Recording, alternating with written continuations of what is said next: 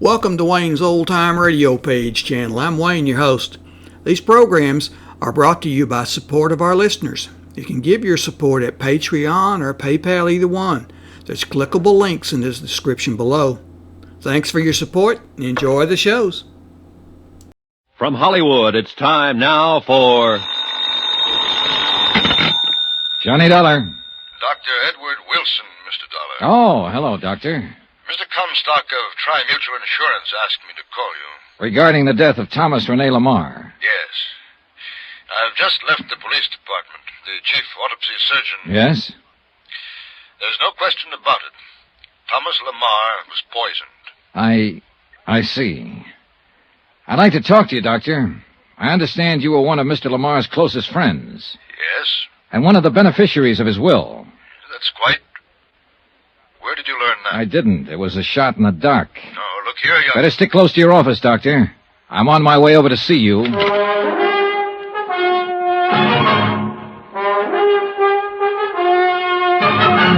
Tonight and every weekday night, Bob Bailey in the transcribed adventures of the man with the action-packed expense account, America's fabulous freelance insurance investigator. Yours truly, Johnny Dollar.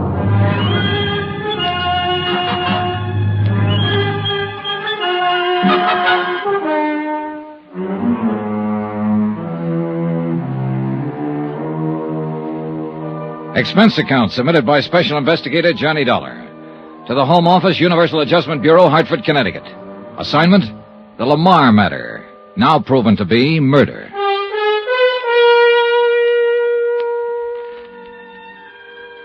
As the facts of this case lined up, it appeared that Thomas Rene Lamarr, wealthy manufacturer of aircraft components, had only two really good friends.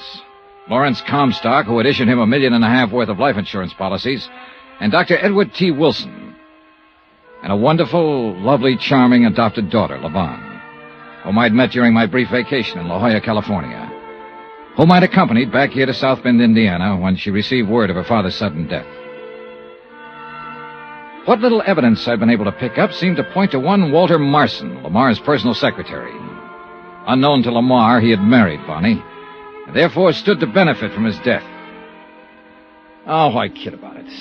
I'd fallen for the girl, heavily. And when I found out that she was already married to a slick, smart promoter, well, let's keep personalities out of this case, especially mine. I'd told Vonnie that I'd come up and see her out at the family mansion, but I thought I'd better contact Dr. Wilson first.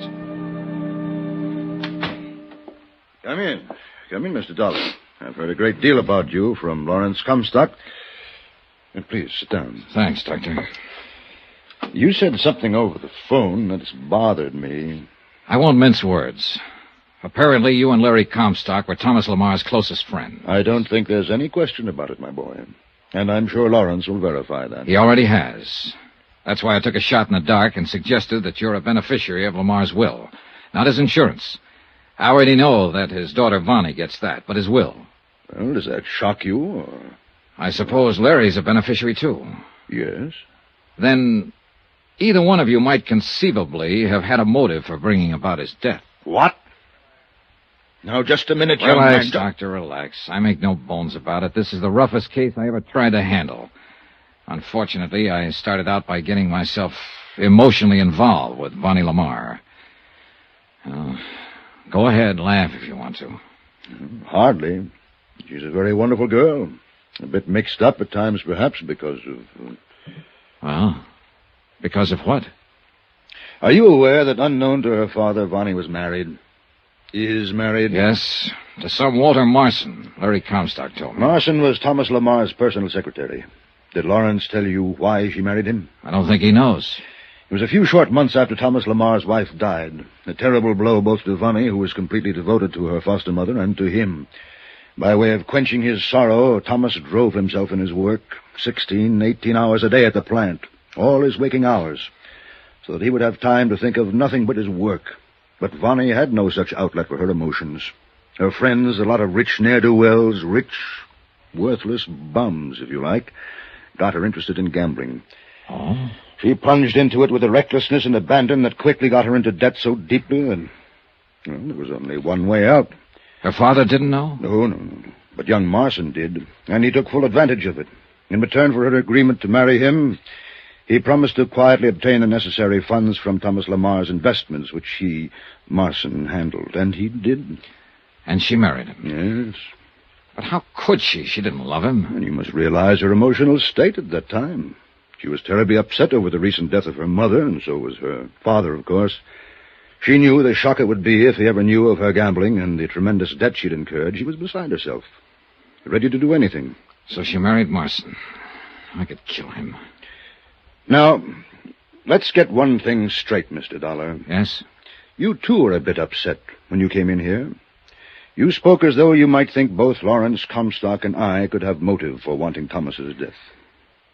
I'm sorry, Doctor. It's true that we are beneficiaries of his will. At least Thomas assured us we were. But only in a very minor way. Thomas was loyal to us as he was to the servants who have been so devoted to him for so long.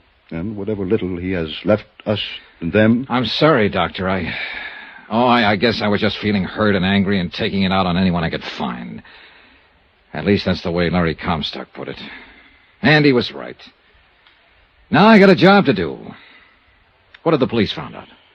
Only enough to back up my immediate suspicion that Thomas was poisoned by pyrodamron. Pyrodamron? Yes, it's a little-known drug that produces tremendous but only momentary stimulation to the heart, causes the heart to almost literally burst, and it leaves virtually no traceable residue in the system. But you said the chief autopsy surgeon found out... No. He found only positive indication that pyrodamron had been used. I found the first clue to it only minutes after Thomas died. A staining of the tongue that even then was rapidly disappearing. Can you tie this drug in with Walter Marson? No, the fact that it was available at all has stumped both the police and myself. The last known source was a small island off the coast of Greece, many years ago. And all the tiny plants from which it could be obtained as pollen were burned by the Greek government. But somebody, somewhere, must have had some seeds, planted them, and obtained this pollen. Yes.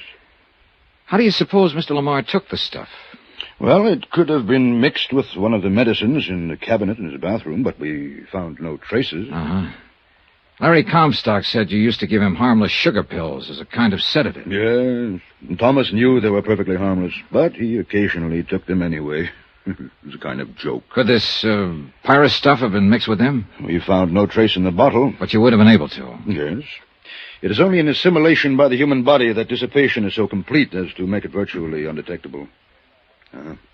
I'm afraid I haven't been of much help to you, Mr. Dollar. I think you have, Doctor. I think you have. It was only a hunch. But in this business, you sometimes have to depend as much on hunches as on common sense. I picked out the library nearest to the Lamarr residence to do my research. Pyrodamron. You're sure that is the word? Yes. Can't you find anything on the subject? Nothing beyond what you found in the Pharmacopoeia Index. The name of the plant from which it is derived. Blephara purpuris calandus. No common name. Yeah, no. Well, thanks. Of course, the main branch of the City Library in Chicago might have something. Sure, thanks. Why, yes, I'm sure I can find what you're looking for. You see, I myself am quite a student of rare drugs and poisons. Oh, what's that? Well, after a long, dull day here at the library, I enjoy nothing more than curling up in a big chair in my little apartment and reading detective fiction. Oh, well, where's the book? I'll show you. But quietly, please. We must maintain the proper atmosphere for our readers. Oh, sure. Yes, I know the poison pyrodamron very well. It was used in that wonderful story, The Case of the Yellow-Lipped Monster. Oh, excellent book. Thrilling. Oh, you should read it. Yeah, well, Pyrodamron was new to me, so as usual, I had to find out all about it, and I did find out, too. The plant it's derived from, where it's grown, where it was grown. You see, it's been extinct now for many years. Yeah, I understand. Oh, Now, deadly thing, terribly deadly. But now here is the book that will tell you all about it. The title is Flora Exotica Mediterranea. That means exotic flowers of the Mediterranean. Flora Exotica Mediterranean. what's the matter? I don't... Oh, good heavens, it isn't here. You sure? But it was. I'm sure it was only yesterday. Oh, dear. Well, here, do you see? It was taken out from right here. Well, who took it out? I don't know. Won't your records show? No, I never permit any books to be taken from this section without my knowledge. Never. Afraid somebody'd consult the stuff for ulterior motives? Oh, dear, no. It's just that the only ones who want these books are the rabid whodunit fans like myself, and, well, I like to talk to them. Well, isn't there some other book that might give me the information I want? Oh, not another book in the world. I know. And now, oh, tragedy, it's been stolen. Well, this was one time a hunch didn't pay off. Quite the contrary. I'd wasted a lot of time. Expense account item 9, 520, taxi out to the Lamarr mansion. I was almost relieved to learn that Vonnie was not home. I'm very sorry, sir, but she and Mr. Marson left shortly after noon to make the funeral arrangements. Thank you, Harrison. However, as you know, Miss Vonnie wished you to have full access to the house, and if you care to wait... How is she holding up, Harrison? Most admirably, Mr. Dollar, under the circumstances. Mr. Lamar's passing has been a terrible thing for her, for all of us. Yes, sure, of course. What will happen to the house, I don't know. Won't Miss Lamarr continue to live in it? This morning she said no, that she'd travel for a while, and then settle down somewhere else, far away from this city. Oh? And what about you, the servants? Oh, we shall, of course, have to seek employment elsewhere. Say, tell me, Harrison, didn't Mr. Lamarr provide for you in his will? I do not know, sir, and I do not particularly care. His kindness and loyalty to us during his lifetime was far more important than any provision he may have made for us. Well, I guess that takes you off the list. Beg pardon? Nothing. Say, tell me, has Walter Marson been around much since Mr. Lamar's death? Yes, he's been most attentive to Miss Lamarr, which we've all appreciated. He lives here in the house, you know. No, I didn't know. Harrison, I'd like to see his room. Sir? I'm going to lay my cards right on the table. I'm an insurance investigator. Here, my card. Why, I see. Miss Vonnie hadn't so informed me. Because she didn't know. Well, sir, Now show me to Marston's room. Yes. This way, please. Do you like Walter Marson? Yes, sir, very much. Now, What does that mean? I've never spoken of this to anyone else, Mr. Dollar. For years, Walter Marson was a clever, scheming, conniving young man with overpowering ambition to take over the Lamarr Corporation. So I've heard. I'm convinced that at one time he even tried to marry Miss Lamarr, and solely for the purpose of forcing his way into the business. Just tried? Well, yes, sir. However, in the past year or two, Mr. Marson has changed completely. What makes you think so? Because of conversations between him and Mr. Lamarr that I could not avoid overhearing from time to time. Mr. Lamarr knew what Marson was attempting and faced him with his knowledge of it. Here is his room. Go on. Mr. Lamarr could have made it very difficult for him in view of his record. Prison record? Yes, sir, for embezzlement. But instead he gave the young man another chance. So? Go on.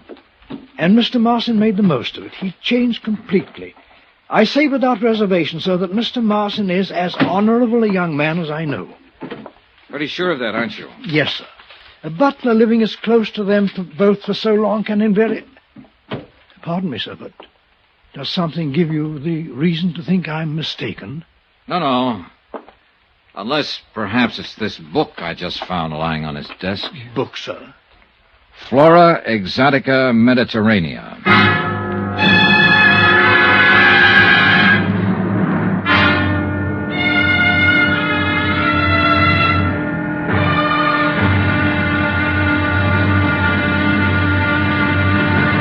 Now, here's our star to tell you about the final intriguing episode of this week's story. Tomorrow, the wind-up, and a switch that will make your head spin.